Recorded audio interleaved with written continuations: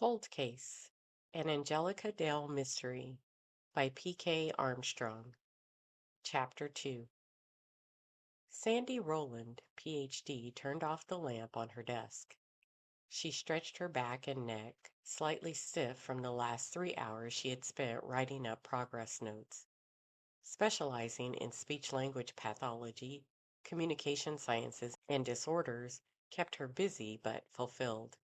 She usually spent an hour in the late morning writing up her notes after overseeing speech language therapists as they take their patients through recovery and coping strategies. There was also an occasional mandatory staff meeting. After teaching and managing more students, she spent another session of writing up her own notes in the late afternoon.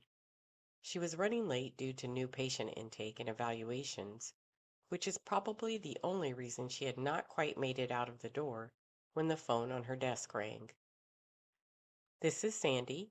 Sandy? It's Stormie Gyles. A voice from the past. 33 years ago, Sandy had been stuck on her final thesis topic. She had met Stormie and knew what she wanted to do. Disease, injury, or trauma could result in a patient being unable to communicate. But some patients could have multiple etiologies that could cause a practitioner to stall when planning rehabilitation therapies. Should one cause or symptom take precedence? Is there an evaluation tool for providers to determine which medical condition should be addressed first?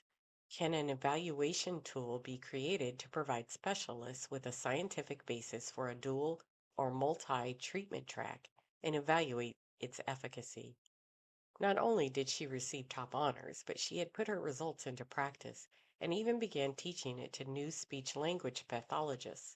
For that reason, Stormie Gyles had a special place in her academic and practice history. Stormie Gyles had a family history of strokes, both maternal and paternal, many of which were not accompanied by the standard causes of stroke. When she was 30 years of age, Stormie had a massive stroke. It was first determined it was due to some family environmental factor, but Stormie's lack of response to traditional treatment caused Sandy to look a little deeper, and she discovered a court case, the state versus Stormie Gyles. She spent 2 days dissecting the case, the crime, the investigation, including extensive interviews, the trial, and her exoneration. And by the time she finished her research, she had no doubt that while Stormie Gyles had a massive stroke that could have affected her ability to swallow and speak, post-traumatic stress disorder could impede her recovery. She developed a plan to evaluate a baseline, track progression and regression, and a decision tree when changes needed to be made in her treatment plan.